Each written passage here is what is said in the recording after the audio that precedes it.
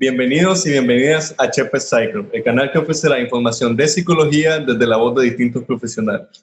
En esta ocasión tenemos el agrado de tener al licenciado Javier Barreto, con quien estaremos hablando de suicidio y algunas nociones básicas sobre la idea de suicidio. Bienvenido, Javier, ¿qué tal te va? Muy bien, José Luis, muchas gracias por invitarme a tu programa. Es un agrado tenerte acá. Javier, contanos un poco sobre tu experiencia profesional.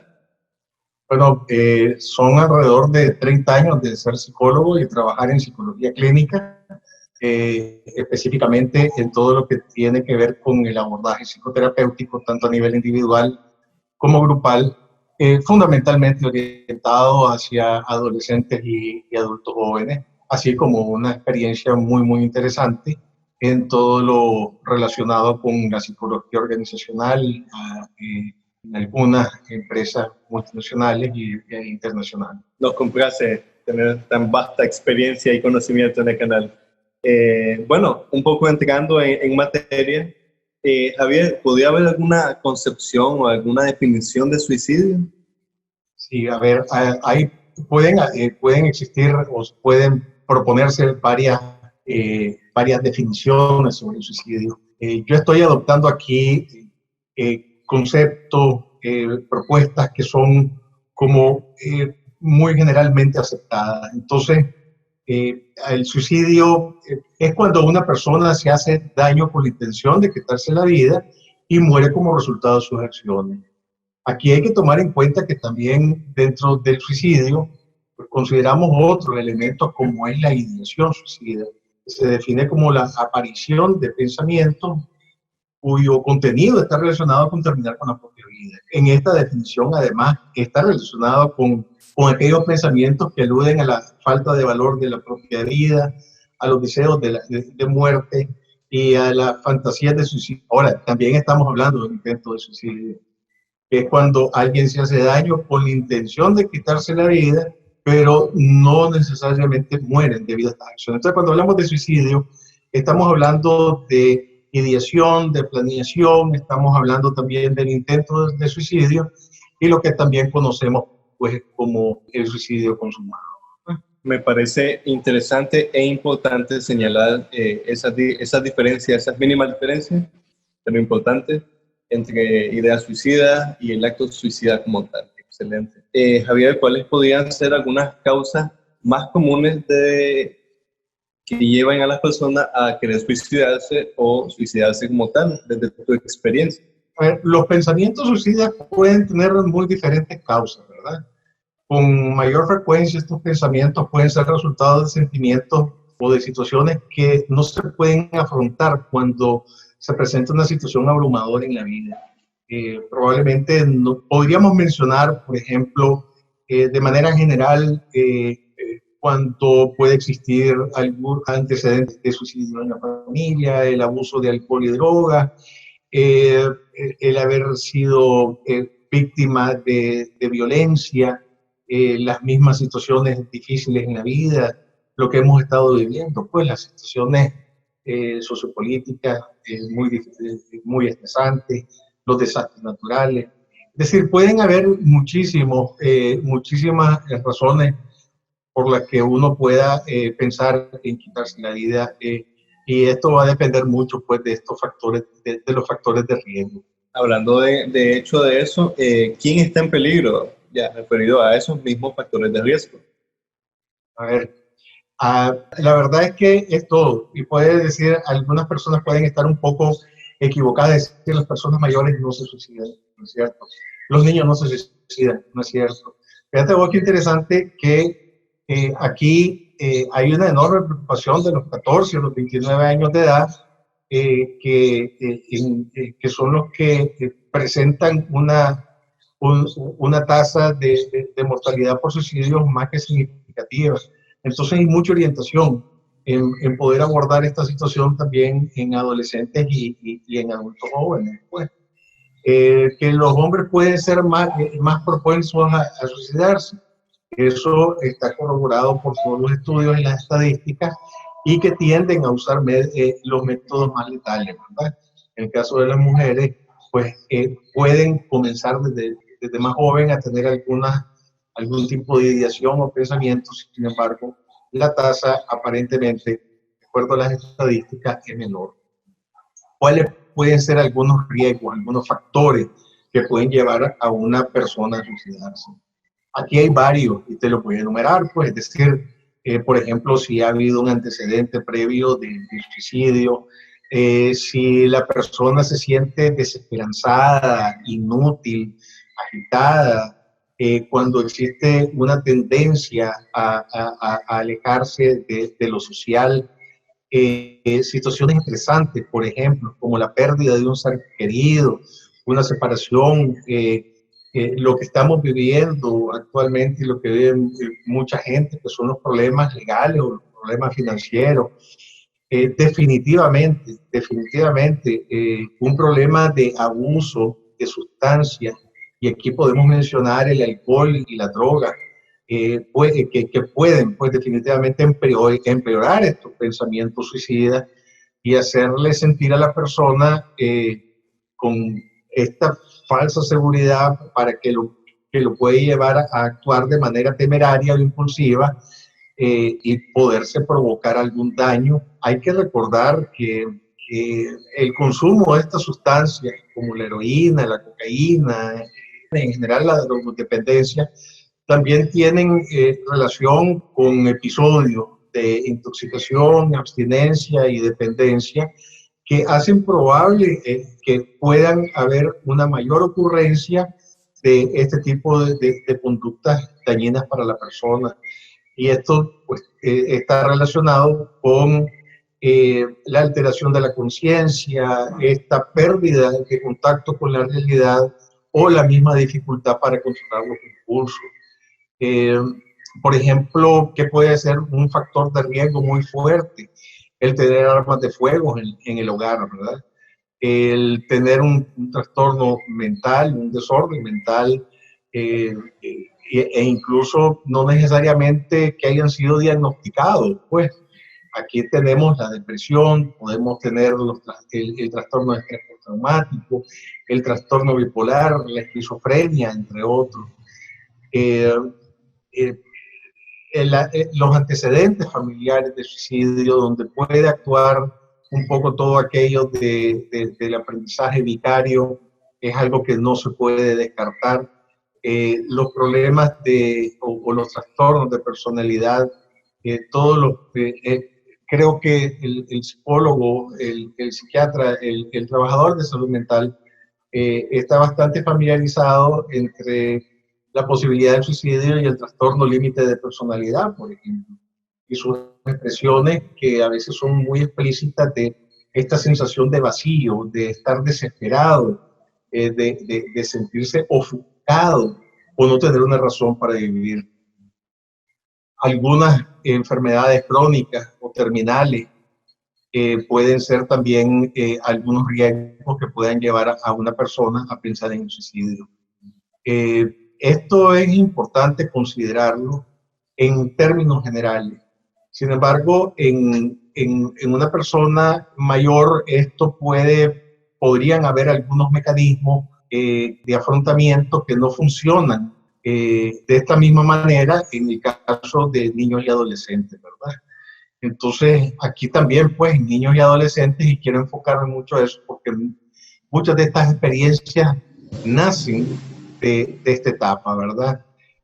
Por ejemplo, el tener depresión, como lo habíamos dicho, la pérdida o el conflicto que involucre amigos o a familiares cercanos, y aquí hay un montón de probables causales, ¿verdad? Tenemos la separación o el divorcio de los padres, el término de una relación amorosa, me dejó mi novio, me dejó mi novia, la muerte de un ser querido. Esto es muy importante en situaciones como las que actualmente estamos viviendo, como con la pandemia. Los problemas económicos, la decepción y el fracaso académico pueden ser muy estresantes para un niño o un adolescente, y las mismas altas exigencias en los colegios en los periodos de examen. Esto es muy importante porque tiene que ver además con el establecimiento de algunos patrones en el desarrollo de la personalidad, como es los antecedentes de maltrato físico o abuso sexual, los problemas de alcoholismo y drogadicción, los problemas físicos o médicos, por ejemplo, la desesperación que puede provocar y la enorme incertidumbre que puede provocar el contraer, por ejemplo, una enfermedad de transmisión sexual o quedar embarazada y todo esto, y todo lo que esto implica, ¿verdad?, en el embarazo adolescente.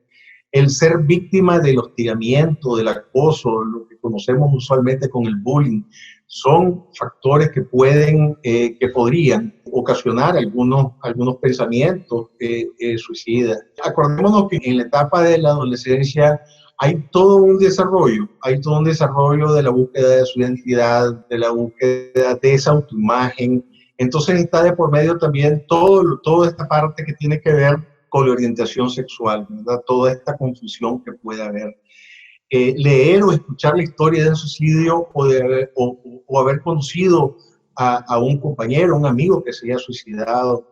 Y aquí yo quiero dejar muy, muy claro lo nocivo que pueden ser algunas redes sociales en los contenidos, y probablemente es un llamado a los padres para que puedan estar más pendientes de cuáles son estos contenidos a los que están accediendo, a lo que están viendo sus hijos, ¿verdad?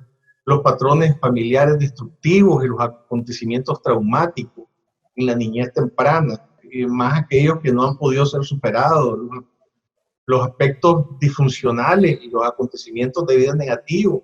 Y aquí podemos encontrar la psicopatología de padres, el comportamiento antisocial en el ambiente que se están desarrollando los niños y los adolescentes, la familia violenta y abusiva de manera general, peleas frecuentes, los divorcios, como decíamos, las separaciones, una autoridad excesiva por parte de los padres, la falta del tiempo y la atención que requieren los menores de edad, la rigidez familiar en general.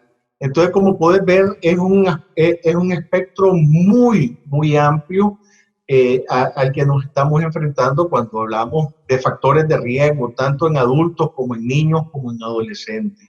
Recordemos que el suicidio como tal, a veces es un problema subestimado y a la gente no le gusta hablar de eso. Puede resultar incluso para muchas personas incómodo. Para algunas personas puede resultar pecaminoso hablar del suicidio. Sin embargo, si nosotros tomamos en cuenta que al año se estiman alrededor de 1 millón de personas que mueren desde hace varios años, ¿no? Que mueren por suicidio, pues entonces estamos hablando de una pandemia. Es decir, ahorita llevamos 500.000 personas muertas por el COVID, poco más de 500.000 personas. No sabemos cuándo va a acabar, pero esto es un evento que se está dando, ¿verdad? Pero desde hace años la Organización Mundial de la Salud ha considerado esto una pandemia que requiere casualmente el abordaje de múltiples factores de la sociedad. Javier, ¿cuáles podrían ser algunas señales de una persona que pretende suicidarse? Hay varias señales específicas y hay que reconocerlas muy bien. Probablemente no te voy a hacer una lista completa de todos, pero sí te puedo expresar algunas que pueden ser muy comunes, ¿verdad? Antes que comunes, que son las que tienen una presentación más frecuente. Hablar del suicidio, por ejemplo, y decir cosas como la vida no tiene sentido, la verdad me quiero matar, esta vida no sirve para nada, desearía estar muerto, no sé para qué nací, no debía haber nacido. Hay que tener muy, muy en cuenta todas estas expresiones, ¿verdad? Buscar la forma cómo obtener medios para quitarse la vida. Entonces hay que estar pendiente. La persona, ¿por qué quiere comprar un arma de fuego? ¿Por qué anda buscando almacenar algunas drogas o medicamentos que pueden caer? Drogas, medicamentos o plaguicidas que pueden provocar la muerte. El aislarse, el querer estar solo cuando no ha sido una persona con esta tendencia al aislamiento, y esto es de un momento para otro. Los cambios de humor, poder estar como muy contento en un momento y después estar completamente caído. preocuparse por la muerte, por morir, sentirse atrapado y sin esperanzas a causa de alguna situación, ese aumento, y esto, ojo, ese aumento con el consumo de drogas y bebidas alcohólicas. Entonces una persona puede decir, bueno, no, yo me tomaba, no, si él se tomaba 3, 4 traguitos, 3, 4 cervezas y de repente está tomando mucho más frecuente en mayores cantidades. Cambiar la rutina normal, incluidos los patrones de alimentación y sueño.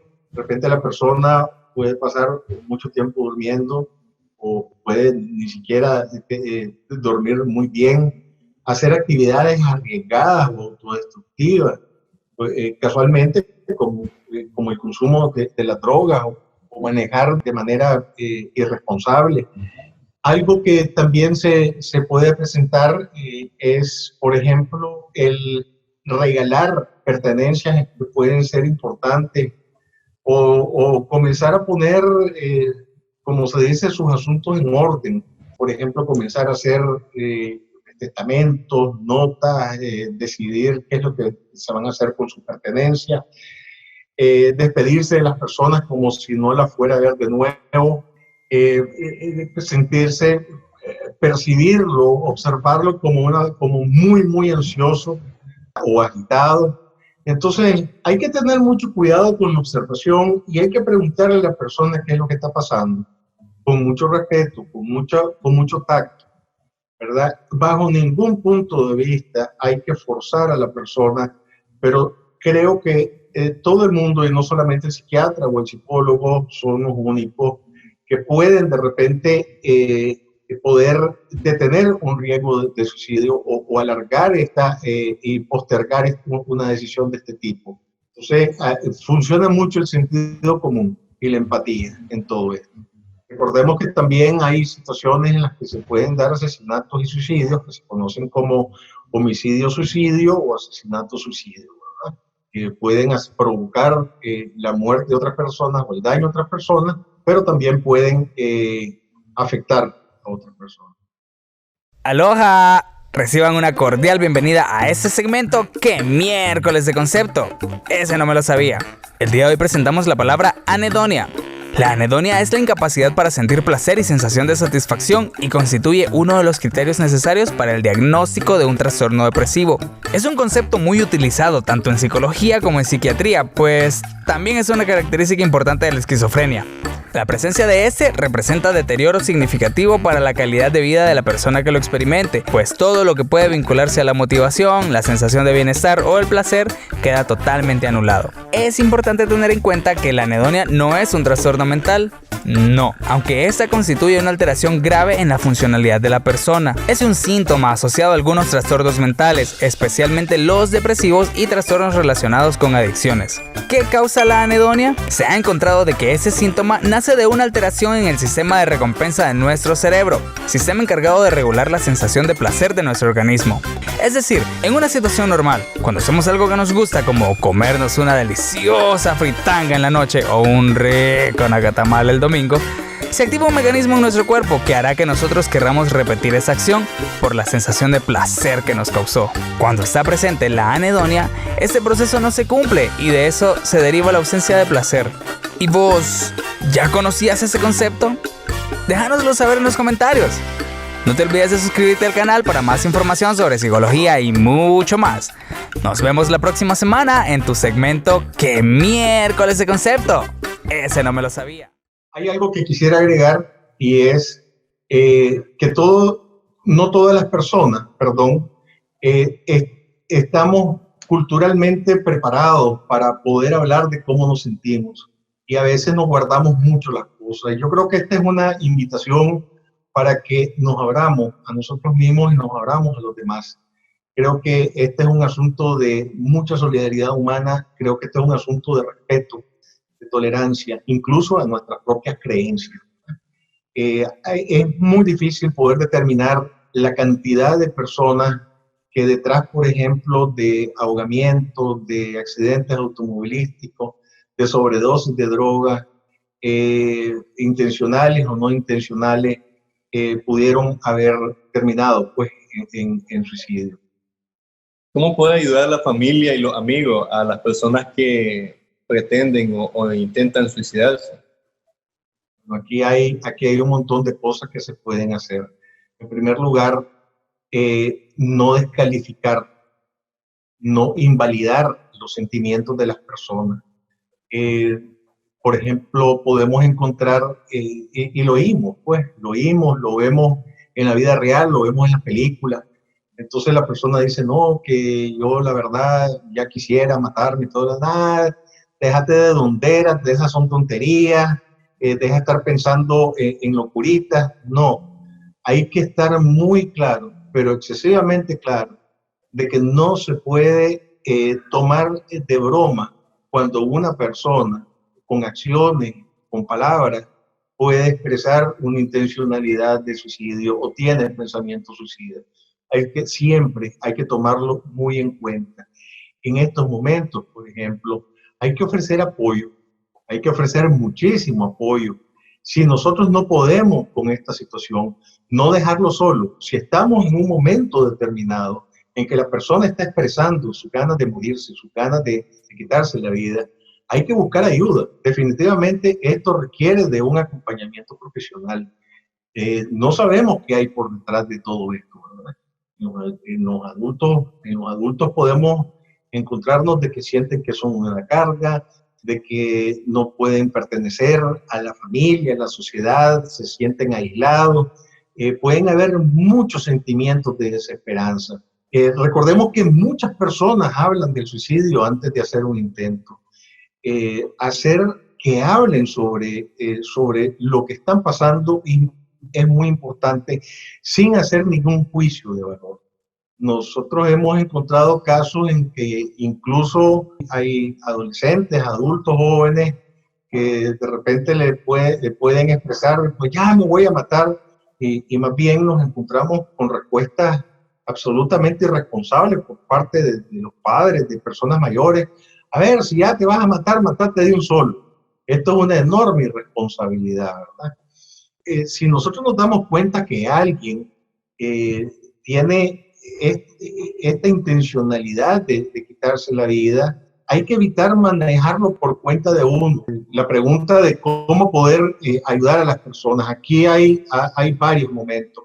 En primer lugar, en el caso de los niños y adolescentes, por ejemplo, si hablamos de medidas muy prácticas, aquí es, si sabemos que un menor de edad ha expresado su intención de quitarse la vida o ha presentado algunos de estos síntomas o signos de los que hemos hablado anteriormente, creo que medidas muy prácticas puede ser guardar bajo llave todo tipo de medicamento, todo tipo de bebida alcohólica que pueda ser utilizado por un menor de edad para incurrir en quitarse la vida, ¿verdad? Esto significa cuerdas, sogas, esto significa cuchillos, esto significa armas de fuego. Todo esto tiene que ser guardado. En el caso de los adultos en general, hay que investigar a profundidad los sentimientos de desesperanza, de sentirse que es una carga, por ejemplo. Muchísimas personas hablan del tema antes de hacer un intento de suicidio. Simplemente hablar con alguien a quien importe y que no se hagan juicios, esto es muy importante. Descalificar a una persona, burlarse de una persona, minimizar el hecho de que alguien pueda tener estos pensamientos suicidas o que exprese la intención de quitarse la vida, es un gravísimo error. Hay que aceptarlos y hay que tener mucha paciencia. Lo que aquí se recomienda es buscar ayuda, es buscar soporte emocional, es buscar apoyo social, es buscar la atención especializada. En muchas de estas ocasiones el manejo inicial recomendable es poder buscar a un psiquiatra, buscar o a un psicólogo que pueda hacer una evaluación para considerar una estrategia terapéutica. Reitero, nunca debe subestimarse o ignorarse una amenaza o un intento de suicidio. Es importante recordar eso. Nunca hay que menospreciar una señal así. Javier, ¿cuáles podrían ser algunos factores de protección? Ya hemos hablado de factores de riesgo. ¿Cuáles podrían ser algunos factores de protección? Algunos factores de protección a nivel familiar con menores de edad. Yo creo que incentivar muchísimo las buenas relaciones y el apoyo familiar. Fomentar el establecimiento de buenas habilidades comunicacionales y sociales. Permitir que los menores de edad tengan confianza en sí mismos, en su propia situación y en sus logros. Buscar ayuda cuando surgen las dificultades, por ejemplo, en el trabajo, en el ámbito académico, ante las dificultades, por ejemplo, que se pueden vivir en este momento en la pandemia, buscar consejos cuando hay que elegir decisiones importantes. Es decir, todo esto que tiene que ver con poder adoptar mecanismos de afrontamiento que sean adaptativos y de solución de problemas, ¿verdad? Entonces yo creo que estos son algunas cosas que tenemos que tomar en cuenta. Hay muchos riesgos, como te digo, asociados a todo esto. Entendemos a nivel de la sociedad que hay dificultades para tener acceso a la atención de salud, la fácil disponibilidad, por ejemplo, de los medios utilizables para suicidarse, el sensacionalismo a veces de los medios de comunicación y de las redes sociales, y las estigmatizaciones para aquellas personas que buscan apoyo, ¿verdad? Vinculados con la comunidad, como decimos, hay algunos factores de riesgo que no puedo obviar y quiero remarcarlo. Por ejemplo, lo que se ha vivido con las crisis en Nicaragua, de la guerra, de los conflictos sociopolíticos, de los desastres naturales, de las emergencias sanitarias como la pandemia del COVID-19, la discriminación, el sentido del aislamiento, vinculados con la comunidad y las relaciones del abuso, la violencia y las relaciones conflictivas en general. Y al nivel individual que ya hemos hablado mucho sobre esto, ¿verdad? Entonces, ¿cuáles pueden ser algunas estrategias para afrontar esto y que pueden ser de gran utilidad? Aquellas de prevenciones universales diseñadas para toda la población, ¿verdad? Entonces, promover la salud mental, disminuir el consumo de bebidas alcohólicas, limitar el acceso y regular el acceso a aquellos medios utilizables para suicidarse, o promover una información responsable por los medios de comunicación en las redes sociales. También pueden haber algunas estrategias conocidas como selectivas, que se dirigen a grupos o a poblaciones más vulnerables, ¿verdad? Aquellas personas que han padecido algún trauma o abuso, que estén bajo situaciones de riesgo, ¿verdad? Pues en este momento por el COVID-19, a los refugiados y a los migrantes. Entonces, y por último, sin expandirme mucho más de esto, son las estrategias indicadas que se dirigen a las personas vulnerables mediante el apoyo de la comunidad, ¿verdad? Que fortalecen estos factores protectores alentadores, como son pues las relaciones personales sólidas, un sistema personal de creencias y estrategias de afrontamiento positivas en general. Genial.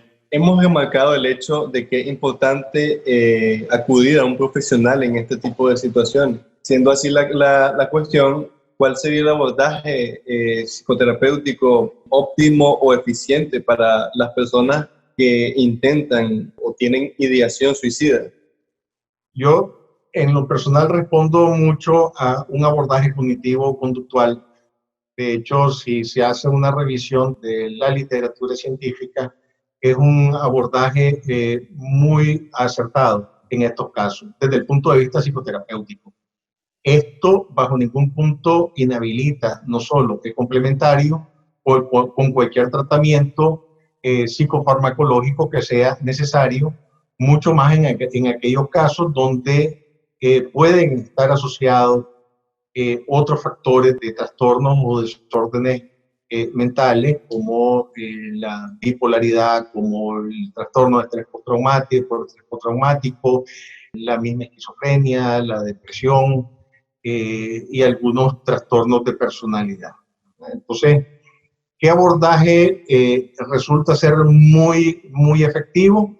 El abordaje psicoterapéutico desde el modelo cognitivo-conductual, y también se habla de, en algunos casos, el dialéctico conductual. Genial. Gracias por acompañarnos en un episodio más de Chepe Psych Club. Los esperamos pronto, no olviden dejarnos sus comentarios y suscribirse. Hasta la próxima.